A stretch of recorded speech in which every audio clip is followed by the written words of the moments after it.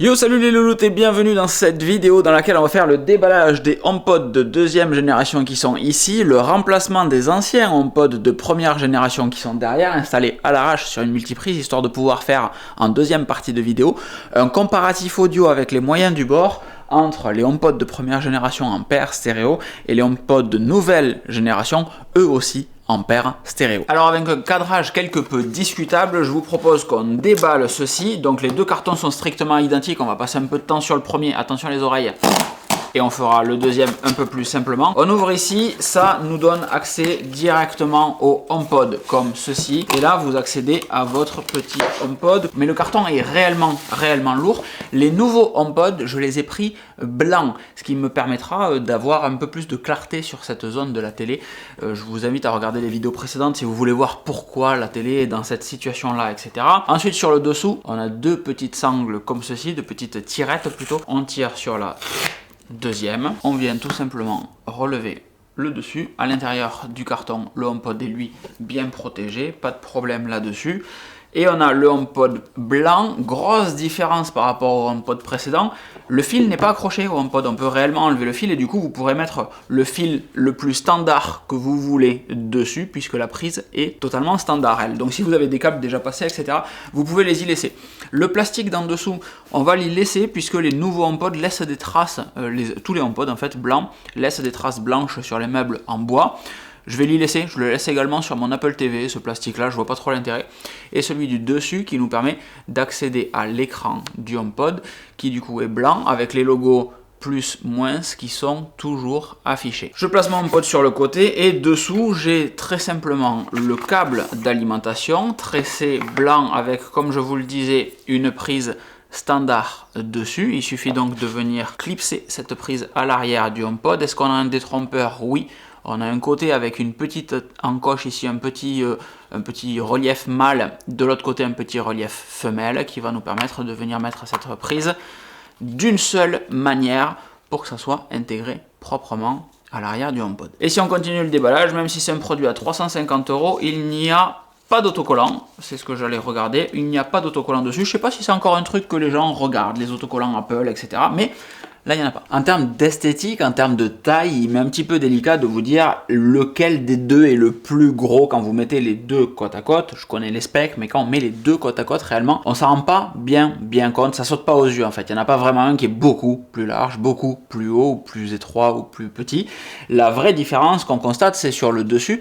Sur les anciens HomePod, la partie en verre à fleurs est réellement sur le dessus, alors que sur les nouveaux HomePod, comme sur les HomePod mini, le mesh vient un petit peu protéger la partie vitrée, la partie tactile, et ça au premier coup d'œil, ça vous permet de distinguer un HomePod de première génération d'un HomePod de deuxième génération. La deuxième différence, si vous avez des HomePod noirs ou bleu minuit actuellement, c'est que les premiers étaient en gris sidéral comme celui-ci, et la nouvelle génération n'existe plus en gris sidéral mais uniquement en minuit, donc c'est un noir qui tire un petit peu vers le bleu. La technique de connexion et de configuration de l'HomePod est toujours la même chose, on branche électriquement, au bout d'une dizaine de secondes, on a la petite lumière du dessus, l'écran tactile qui va clignoter, qui va pulser.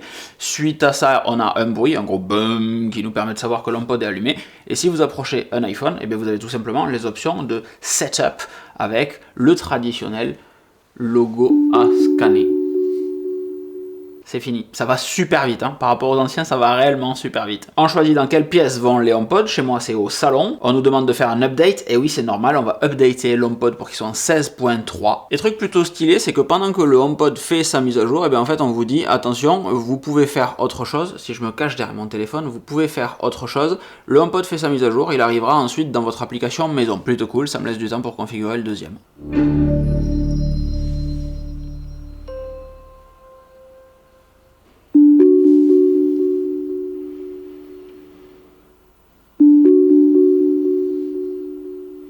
Et à la configuration du deuxième HomePod, l'application détecte que deux HomePod nouvelle génération sont dans la même pièce et automatiquement, il me propose de créer une paire stéréo.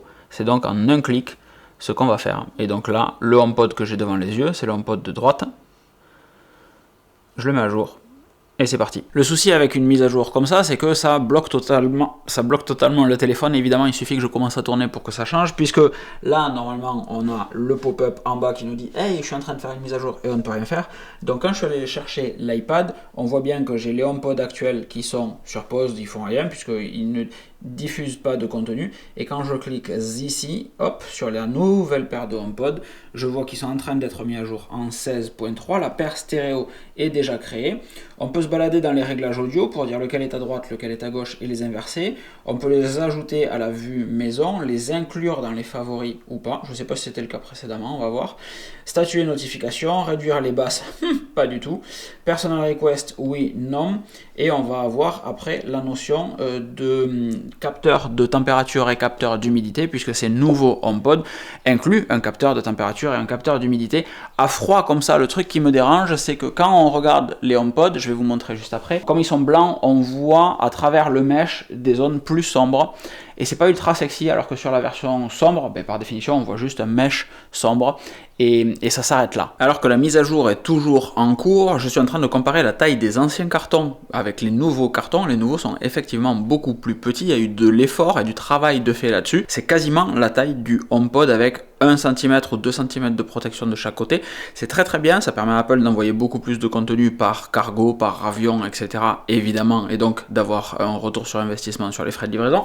Mais c'est aussi bien pour la planète parce que ça fait moins d'avions qui volent ou de bateaux qui nagent. Mise à jour terminée, les deux HomePod sont en train de redémarrer. Et pour la suite de cette vidéo, je vous propose 3 tests. Le premier, c'est évidemment un test de qualité audio, purement stéréo classique. Il y a du Francis Cabrel qui est prêt à vrombir dessus. Le deuxième test, dans la continuité de l'audio, ça va être un test de spatialisation. Le salon est relativement grand et c'est pour ça que j'avais mis 2 HomePod pour avoir davantage de volume. Dans certains tests, les mecs disent qu'on entend réellement l'audio qui vient de côté, voire même de derrière. Je veux tester ça sur les HomePod stéréo par rapport aux HomePod classiques, même si ma disposition n'est pas parfaite. Les HomePod sont pas contre un mur plat, ils sont pas dans un angle, etc. Vous voyez celui de droite, il y a la baie réseau qui va faire chier, etc. Bref. Et le troisième test là-dessus, ça va être un test de réactivité, de pouvoir envoyer l'audio de votre iPhone à votre HomePod, de votre HomePod à votre iPhone, voir à quelle vitesse ça réagit par rapport au HomePod de première génération, parce qu'en vrai, pour certaines personnes, ça peut être un sujet également, de pouvoir lancer une commande et que ça réagisse vite, ou d'interagir avec le téléphone et que ça réagisse vite. La vidéo est chapitrée, je vous laisse bondir au passage qui vous plaît ou juste kiffer la vie, regarder la vidéo, vous abonner si ça vous plaît, mettre un petit pouce, un commentaire, faire un don si peut-être ça peut vous faire gagner du temps, n'hésitez pas. Il vient de se passer un truc absolument délirant, donc j'ai commencé mon premier test, je me suis dit je vais pas filmer, ça sert à rien. Et en réalité j'aurais dû, je vais même essayer de le reproduire. Les HomePod s'adaptent à la situation dans laquelle ils sont. Et c'est un truc qui était pas trop mis en avant sur les premières générations, vraiment mis en avant sur la deuxième génération. J'ai lancé du coup la musique sur les 2 HomePod blancs, donc de nouvelle génération. Le son était très métallique au début, limite pas de grave, alors que moi ce que j'aime beaucoup sur Francis Cabrel, c'est justement les harmoniques, le fait que le son il est un petit peu lourd, etc. Il est trop lourd avec le HomePod de première génération, mais avec les HomePod de deuxième génération, c'était réellement trop métallique, genre une barre de son sans caisson de grave, ce genre de bruit en fait, de son.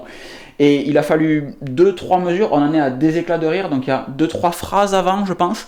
Et en 2-3 phrases, la phrase juste avant, l'audio s'est un petit peu adapté, la phrase juste après, il s'est encore plus adapté, et on est revenu sur les HomePod blancs à un son aussi basseux que celui des HomePod noirs, donc de première génération, tout en ayant davantage d'aigus. C'est ultra impressionnant d'entendre l'automatisation se faire, ça a pris réellement 5 secondes, pas l'automatisation, l'optimisation, ça a pris 5 secondes, c'est bluffant, regardez dans quel état je suis, c'est vraiment délirant à voir, à entendre en l'occurrence.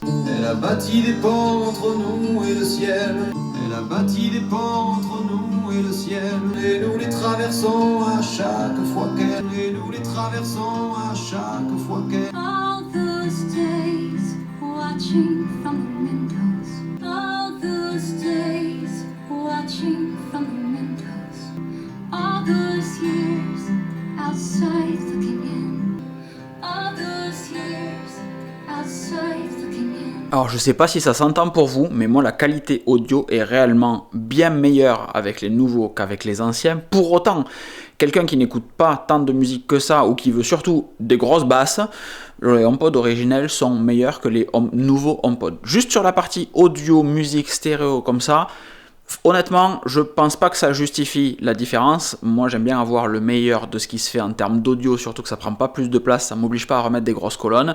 Le tarif reste très correct. Donc, je regrette pas du tout d'avoir changé mes HomePod très clairement, et à quelqu'un qui pense de la même manière que moi, je lui conseillerais également de partir sur les nouveaux HomePod, ne serait-ce que pour la spatialisation de la voix qui est bluffante. C'est à peu près le même niveau d'écart entre les AirPods Pro et les AirPods Pro 2, voilà, si vous avez eu les deux, même différence de qualité audio entre AirPods Pro et AirPods Pro 2, réellement c'est plus fin, c'est plus précis, mais est-ce que ça justifie de passer de l'un à l'autre, si on oublie la partie réduction de bruit active, etc. Pas forcément, ça peut être discutable pour certaines personnes. Maintenant, on va passer à la partie film, pour voir la spatialisation réellement du Dolby Atmos. Donc là, on se met évidemment bien plus loin. Tout à l'heure, on était juste devant la table ici. Je vais zoomer un petit peu, histoire que le plan soit quand même sympa, mais on est plus loin, histoire de voir, d'entendre plutôt si la spatialisation est mieux. Quoi de mieux pour de l'audio que de tester la bande d'annonce, le trailer de See.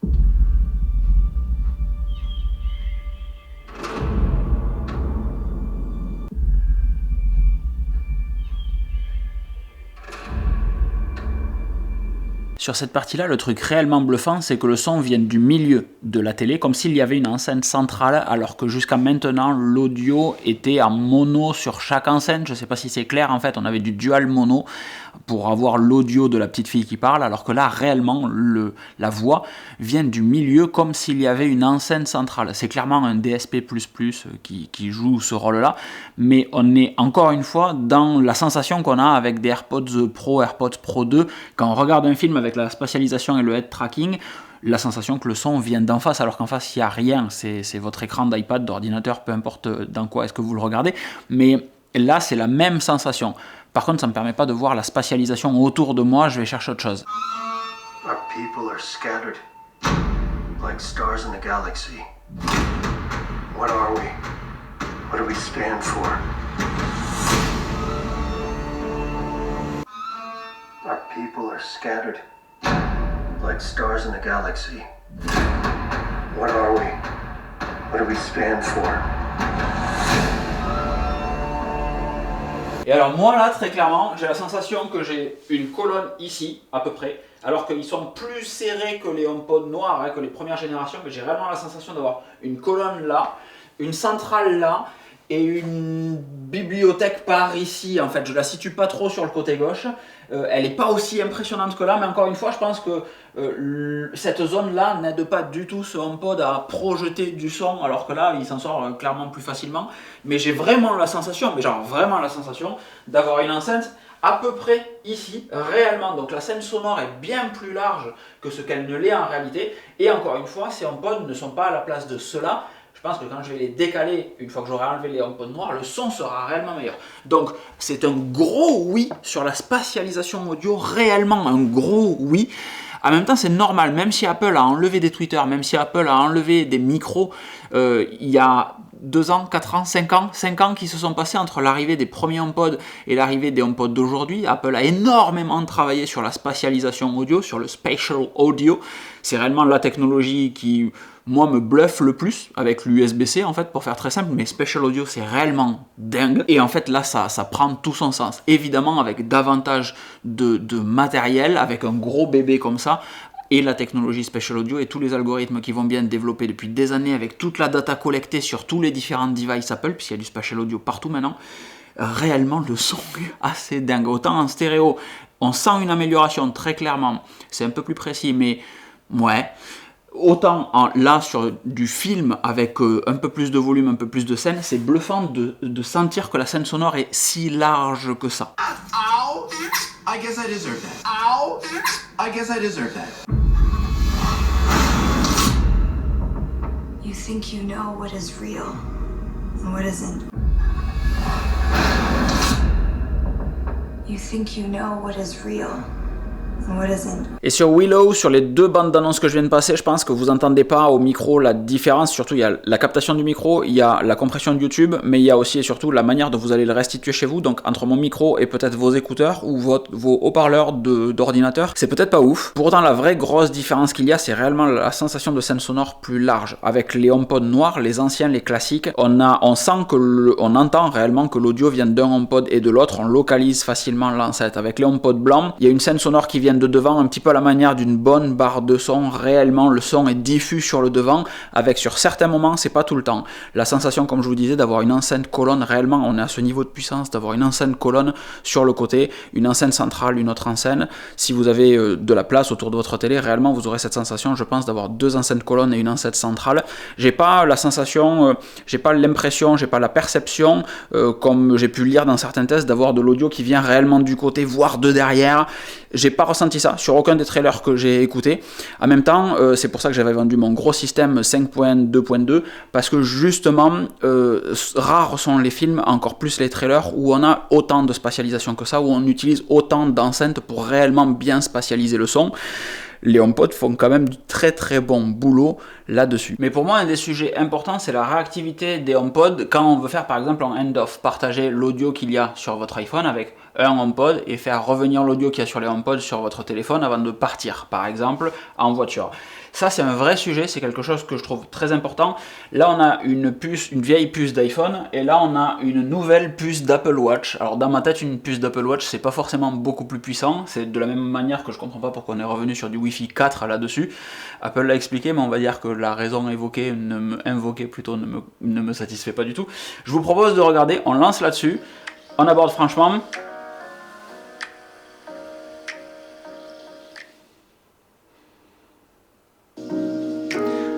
Ça met quand même vachement de temps. Voilà, c'est quand même très long. Il y a de longues secondes qui se passent avant que ça transfère du HomePod à l'iPhone. On va faire la même chose avec le nouveau HomePod, c'est en live. Je ne l'ai pas fait avant vous. Je relance là. Ah merde. Je suis encore loin. Et le transfert musique and control HomePod, il s'est déjà affiché. Ah ouais, merde. Je refais, je coupe. Je relance. J'espère que vous voyez. Je relance. Il m'affiche déjà le logo de HomePod en haut.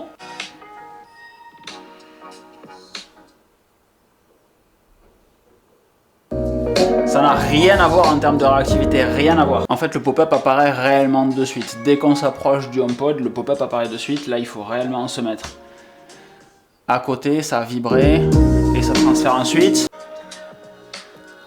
Ça vibre, je sais que ça transfère, c'est transféré.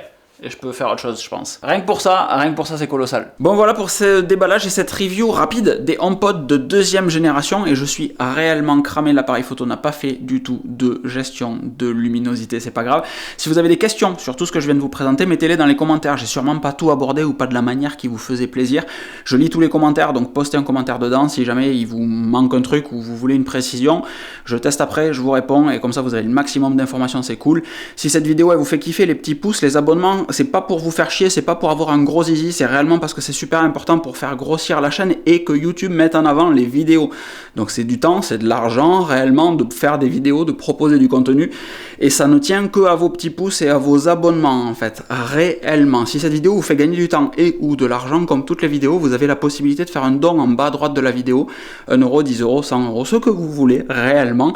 C'est une manière comme une autre de dire merci si vous pouvez vous le permettre, et si ça vous a fait gagner du temps et de l'argent. J'insiste là-dessus, quand on gagne du temps et de l'argent, je pense que c'est quand même acceptable. Je vous fais des grosses bises. Mettez vos questions encore une fois dans les commentaires si j'ai loupé des trucs, ou vos remarques, peut-être que j'ai dit des bêtises aussi. Je vous souhaite une excellente fin de journée, un très bon week-end à vous, et je vous donne rendez-vous dans la prochaine vidéo. A très vite, ciao ciao.